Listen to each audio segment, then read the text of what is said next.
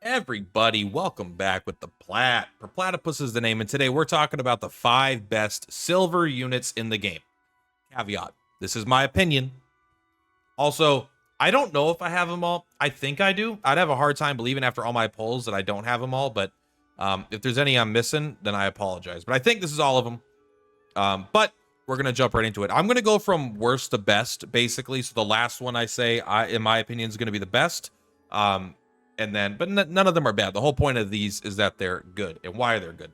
And one of the points of this video is to show you, to try to explain to you how powerful these units can be. Because we're doing 5 of them and they're not a specific character guide, I'm not going to go in and do combat for each of them. I'm just going to give you a synopsis. That way you could try them in your fights and you could realize how good these guys are. So without further ado, let us jump into it. So first, fifth, I suppose, is the KA Fire Conjurer. Now, as you can tell, mine is level 1. I just have things that I consider to be stronger than this. However, this unit fulfills a really powerful role. Plus, she's using that equipment, right? She's using okay, I thought it was this, but it looks like it's those two combined. Doesn't matter. Point is, let's read her passive here. Before attacking, gains armor piercing, right? Ignores 40% damage when attacking. Defense when attacking. Ignoring 40% defense is really good, especially when you're getting into these higher level tower stages where enemies' stats are just ridiculous comparatively, right? So being able to ignore 40% is better than being able to boost her own attack most of the time. Also, the caveat to this character is going to be that you're going to need her to be around 2 or more allies. So 20% extra magic attack when there are 2 or more allies around her within a 2-tile radius. So that's going to be super important for one of her other abilities here. And then her basic ability here is badass. 125% damage isn't great. It's fine. I mean, it's decent, but it also inflicts Scorch. Scorch is a passive 10% damage per turn, right? At the end of their turn, they lose 10% of their maximum HP, unless they have some resistance to something. But that's very good. Also, if you reapply Scorch, it instantly pops the 10%. It doesn't stack, right, like this says, but it's actually better that it doesn't stack, right? Because if applied again, the character will immediately take damage 1 time. So you'll deal that 10% and then reapply Scorch. So it's actually really powerful. But why is she good? So if we come in here, she's kind of just good damage. Like one of the higher damage dealing mages you're going to find, especially in the early game. But you could choose to do a little more of a support route, as you can tell here. But I really like Fire Pillar. 70% AoE is not insane, but it is fire. So if they're standing on a flammable surface, it will catch them on fire, which is super good. If they're not on a flammable surface, then it's not as good. Attack boost. There's a lot of abilities that are roughly this good, but this is the best one out of all of them. It's attack boost 2, and it's all allies in a 2-tile radius. That's a huge radius. It does last for 2 turns, and it actually makes them immune to like getting their attack lowered as well. So not only is it more powerful because it targets lots of things, it also gives them a really cool immunity. The other one that's really, really good here is this one, why she's so strong, right? So it's kind of these compounding effects here. The main reason I picked her was because she could pierce 40% of armor. She gets 20% magic attack. She also has a good AoE or the ability to boost everyone else's attack, but I would do the AoE. And then right here, she gives herself, at the beginning of the turn, if there are 2 or more allies within 2 tiles, so the exact same condition as her passive, gain damage 2 for 2 turns. So this is a different buff. This is increased. Now she has piercing armor, increased magic attack, increased damage, which is just crazy. And then if she gets hit, she lowers damage as well. Very, very powerful. So it makes her hits, even though this isn't a high percentage, in an AoE sense, it's pretty powerful. And if you use the single target, it's really good because it does a huge amount of damage, ignores defense, and does percent damage at Scorch. It's really good. And in the late game, you get the battle flag of Iria. She is going to make all of your other Iria units have 10% more attack and 20% more defense. It's just insanely powerful. It's a very, very, very good ability to have because there's no conditions on it. As long as they're part of this faction, they're getting that bonus. But I am putting her at number 5, despite her being that good. Number 4 is actually going to be man, it's tough for me to pick this. All right, I'm going to do the Knied Pikeman. I had it written down on a list, but then I was thinking about myself here. Knied Pikeman is kind of my favorite unit, despite him being literally the most boring unit in the game. So what do I mean? So first, he actually has a really sick-ass passive, 15% HP and attack, and 15% HP, defense, and attack if he moves before attacking. All he has to do is move 1 square, boom, 15% attack. And so that's 3 different stats getting 15%. That is huge. Mine is at level 5, I'll admit. But But then it's like he's got this pretty sick ass beginning ability. It's expensive. It's 3, but it does hit for 160% damage over 2 hits, and the first hit dispels 2 buffs, and then the second hit does 130% damage. So this is pretty good. The fact that most of the damage is on the second hit is actually great because you hit them for 30%, you dispel their buffs. So if they have defensive buffs, damage reduction buffs, you get rid of those, then you hit them with your big hit. So overall, a very powerful attack on a kind of a weird unit. I probably would end up taking this off once it gets to a high level. I'll tell you why. And it's very expensive, but it's definitely going to be very powerful early game. Now, his basic attack is just a basic attack, but this is what's interesting about this guy. If you look at his skills, he's got 1, 2, 3, 4, 5, 6 passive abilities, 6 different passives, and then 2 reactions. So you're going to take one of these 2 reactions, and then you have to pick which 3 passives you want. So he's all passives. You could even take off his skill and give him an additional passive. So 3 instead of 2. Very good. And so my first and one of my favorite passives in the game, the thing with this unit is he needs to be paired with a healer to be good, in my opinion. This passive is so fun. When healthy, so you need to be above 70% HP, performs a pursuit after a basic attack, which does 20% physical damage, and it knocks the target back 1 tile, meaning for free, every turn, your normal attack basically becomes a 120% attack, and it knocks them back. That is a 0 cooldown knockback. That's pretty hard to get. A lot of knockbacks will have 2 energy cost and knock them back 2 tiles, but it will also like have a 2-turn cooldown or something like that, right? Like 2, 2, 2. This is no cost, no cooldown. You have to have health, but it also gives you bonus damage, and it's only 1 tile, which does suck. But there's a lot of times knocking someone back 1 tile is good. And if, however, you don't like that, this is actually pretty good. You just get passively increased damage. And before attacking, you dispel a defense attribute. I think this is less good because you already have the ability. If you wanted to dispel stuff, you already have this ability here, which is just better. And because you have all passives, you don't have a lot of way to spend this juice anyway. So I would probably use it on that ability. So I would probably almost never take this. I love this ability as well. Parry is kind of fucking disgustingly good, actually. Before receiving a physical melee attack, turn to face the attacker and adds 20% of your physical attack to your physical defense. Nowhere does this say once a turn. Nowhere does this have a cooldown.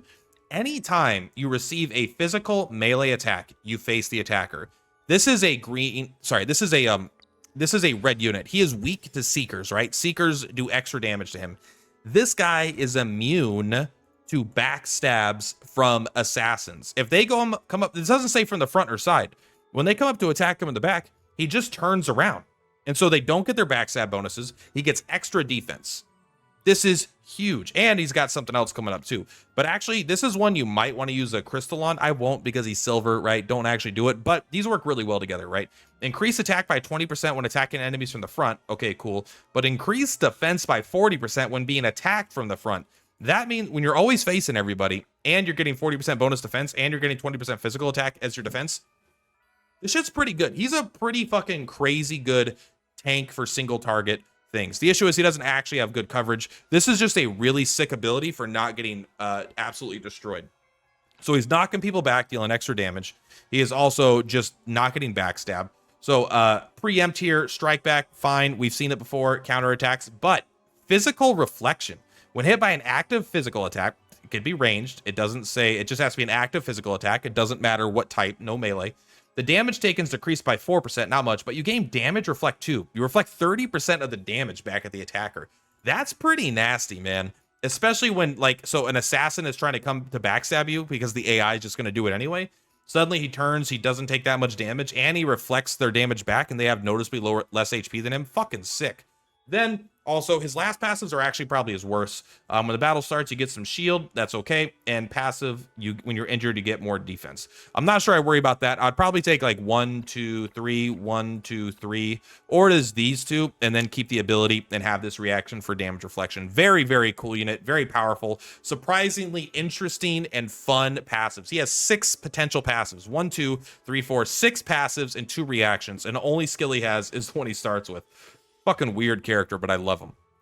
All right, and now my personal favorite is actually only coming at number 3 because I do think there are 2 that are better than him, and that is the Knied Guard. This guy is so fucking sick. This guy hits hard. This is probably the single hardest damage dealer in the silver tier. I think Fire Conjurer might do more damage to certain high, because the 10% damage thing, and to AoE. This guy doesn't do AoE, but I think as far as just like smashing something in the head, I think Knied Guard is the goated guard. This guy has some sick ass ability. So first, his passive is not insane, but it is good. Gains block while having any physical shield. Your block is increased to 100%. So you always block while you have physical shield. But wait, there's more. You also gain a physical shield. You gain a physical shield with value equal to 30% of your HP. And it can't be dispelled. So you get a 30% bonus to your HP every time you start the combat, and it goes to your shield. And so you actually get more than a bonus 30% HP, because it's 30% bonus HP, but it also guarantees that you actually block. So you're actually getting like a 20% of that 30%. So, you know, it's like 36% HP, kind of. Effectively, depending on the type of attacks you take. But what does he actually start with? I don't remember. What's his starting ability? I think I took it off. No, he gets Global Guard. This is an ability that I don't think is super good for him, but you do get block enhancement and counterattack because he's a guard. He always has this. But what is really good about him? He gets some sick ass abilities here. The ones that I'm not as interested in, but are still really good. Weakening attack. When you attack, 50% chance to inflict attack down 2. I don't like 50% for anything. All right, I don't want that. If I did get this, I would take off the Global Guard and then do that, but I'm not going to use a gem on that. In heavy armor, I actually think this is good. At the start of battle, gains a physical shield with 25% of your HP. This does stack with your other 30%. This is a huge amount of block. But I think this guy is meant to smash. He has offensive stance. It's an instant ability, adds 40% of your physical defense to your physical attack. You take 8% more damage for 2 turns, but you get your physical defense, which is a great stat for tanking, gets converted at a high percentage to your physical attack. This is a huge damage boost, but wait, there's more. Once you get to rank 3, instant, you grant the target, any target, attack 2 for 2 turns. And if they're part of the union, you also give them a physical shield equal to 20% of the HP. This is instant. This is instant. For 1 juice, you target this on yourself. You get 40% more damage. The same turn for 0 juice. It's a 4-turn cooldown. You give yourself attack 2. So you give yourself an additional 20% physical attack, and you give yourself another 20% shield on top of your 30% shield. Then, so his attack actually surpasses my SSRs frequently. Now, the downside is he doesn't have good percentage attacks, right? So usually you're using something like a normal slash. So you're gonna either gonna have to find a better ability on a weapon, but normal smash still does very good. He does a lot of damage here. Now, I actually think I would take this probably. I think this is a better ability, but I didn't want to take it because I was still using them for tanking, but I think you would take this one. Strength activation. When you receive healing, the healing received increased by 10% is nice too, but whenever you get healed, you get damage 2 for 2 turns. That's another 20% flat damage. This guy just fucking smashes shit into the ground. Now, the one I took that I actually do really like a lot, all damage taken when hit by an active attack, you can take 10% less damage, which is great with all the defensive stuff, all the shield you have. And then when you receive an melee attack, an active melee attack, you deal piercing damage equal to 50% of your physical defense. So you get some good damage in. I've had this activate multiple times. It's been very good. I still think strength activation overall is better, but I do like having the increased survivability. Now, at the final level here, you actually do get a pretty decent attack here, but it's only going to use it like once. Single target attack deals 100% damage and inflicts vulnerable 2 for 3 turns. The issue is I would want to use this to get the vulnerable and then use this attack to get the extra damage.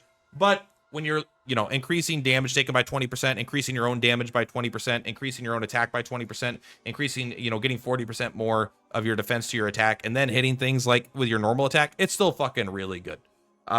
Also, he does just have a stun. Single target attack, 85% damage, and inflicts stun for a turn. Stun is very powerful. This guy just smashes, all right? He's the goated guard. He looks like a tank because he has some tanky stuff, but he just fucking goes rage mode. He should have a 2-handed axe. He just goes, ah, ah, ah. He blows up. He guzzes them. He guzzes you. He guzzes you. That's just the way it is. All right. Next, the second best unit in the game. Not as exciting to me, but very good in the game. Second best silver, but one of the best units in the game. The PayPal Guard. The PayPal Guard. You can see I've invested in this guy. This guy was the only reason I beat Tower 5-5. You know why? Because he doesn't die. He is so hard to kill. He might be the single tankiest unit in the entire game. Like, I have on my stream that I did today, there was suppression was getting one shot by a boss. It took the boss 6 hits to kill this guy. And he was just, and it means he couldn't kill him because I would just heal him in between turns. So he never died. Where suppression was getting one shot, because suppression's a magic defense guy. But the point is, no one has the physical damage reduction this guy does. He is absolutely sick. And if there is a unit, I don't know it, this guy is fucking badass. Passive here. Gains block when the character has 3 or more buffs, which is hard to do, but you can make it happen with a lot of stuff. Physical damage taken is decreased by 15%, and your block chance is increased to 100%. That's good too, but 15% physical damage negation, right? What he starts with is, I think it's defensive stance here. Gains physical shield with value equal to 25% of your HP, and you get block enhancement. Block enhancement, basically, you negate range damage, and you get decreased 10% damage taken when you block. And then he's got, there's so much fucking shit here, right? Okay, that one was that one. And then he's got guard. The guard is good. So there's a lot of like global guards and stuff like this. This only activates 1 time per round, but this is passive. You don't need to use any points on this. You don't need to have a cooldown on this. This is just always up, always. 1 time around, he just jumps in front of any one of the 2 tiles and gets a defense boost. And he gets the physical shield. And he gets the block enhancement, which is damage negation.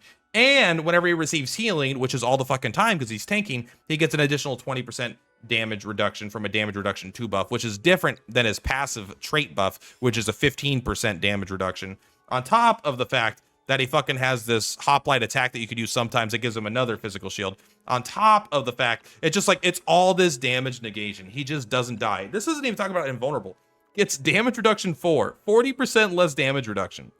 Mind's Eye activates block once after taking a back attack. So if someone's going to come attack you in the back, you just block it because you have Mind's Eye, and then you're immune to disrupt. Or you just get the ability here where he gets penance and he gets decreased damage taken by 8%, stacking up to 3 times. It's just like, and he recovers extra juice. He doesn't die. Now, I won't lie, he doesn't do great damage. He actually does pretty good damage. 1,000 attack is no joke, but he doesn't have like the most insane damage. I won't lie. But it doesn't matter. It's not what he does. I mean, 130% damage, 1,000 attack. That's good. But he just sits here. People just throw their wangs at him, and he just tosses those wangs away. He just doesn't die. He is so tanky. I love this unit. You should be using him. If you're having trouble and you're dying a lot, you having units just get, like, even your tanks are getting obliterated, this guy is where it is at. He is going to kick some ass. Even against breakers, he's very good.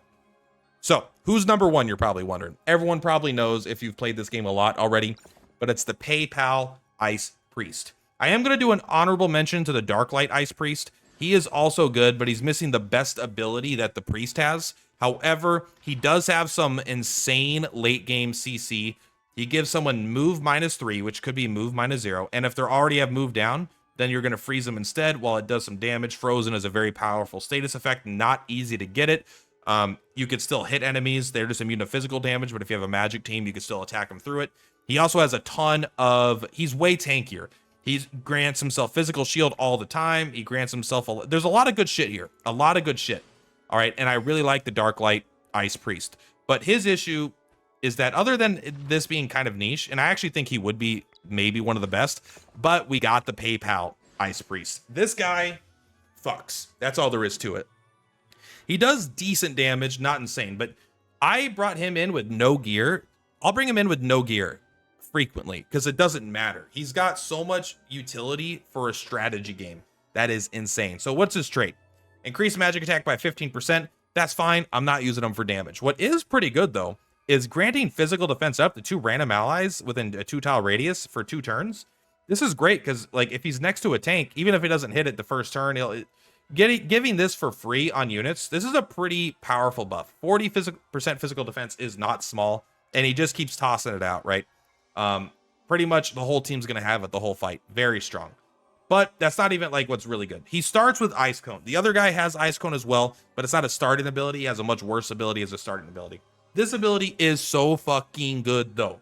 So fucking good.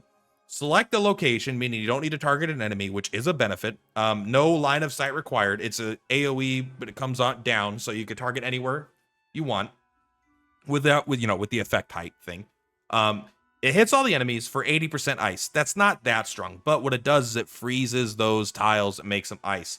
Ice is considered rough terrain. It takes 2 movement in order to move over it. So it is really hard for people to get to you. This is great at zoning characters, especially PvE stuff where enemies have 4 movement. No, they don't. You all have, you know, if you have 3 movement, you have to move into the ice. Like that would be like, boom, boom. You can only move 2 tiles now. Or if you have multiple ice down because you have it set up in a way where you use this a couple turns in a row. Now no one has this. I've just had it so enemies literally can only move 1 square a turn. But because if there's 2 ice tiles, that takes 4 movement to move 2, and most enemies are gonna have 3, so they just go bup. And this is, if you combine this with movement down, 1 ice tile is fucking impossible to get through. This is incredibly good at keeping enemies away from you and you kiting them, especially in really hard content where they one-shot your characters or they can one-shot your weaker characters. This will keep them away, and the damage is fine as well. But let's take a look at a couple of the other abilities here. So Ice Lance is fine. I like it, but I don't like getting that close, and I don't think it's not one of my favorite abilities. I like Defense Boost. I don't think this is actually very good either, if I'm being honest. I think Ice Lance is probably better, but every now and then I just have an extra energy, and the physical defense boost maybe didn't land on the character I wanted to, so I'll just give it to everybody. And it also makes them immune to the debuff, which is kind of a nice little protection thing. If they're trying to debuff your defense, you're going to be immune to it. So it is kind of a nice, it's redundant, but it is kind of nice as well. Field, it decreases AoE damage taken by all allies within 3 tiles by 25%. This is good, but this ability fucks. That's all I could say about it. 75% AoE damage, which isn't insane, to the first enemy in each line within a 2x3 area. So take a look here. The first enemy in each line. If it was all 6 tiles, that would be insane, but it's not. It's the first one in each aisle. It inflicts speed down, so this combines super well with ice tiles. Also, if you push someone while they're on an ice tile, like if they're on an ice tile, they'll automatically push to the end of the ice tiles for 0 push, and then they'll get pushed more. So if you have 2 ice tiles, right, and they're here, you push them for 1, they'll move 1, 2, and then they'll go push at the end of it. So very, very powerful. Does speed down and move down.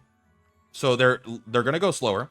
They are also going to move slower, and it knocks them back by 2 tiles. AoE knockback up to 3 targets. This is like between the ice tiles, this thing just knocks everybody off cliffs. Enemies get knocked off cliffs, no problem. I've knocked off 3 guys off of a cliff in 1 attack with 1 character, and it's this guy.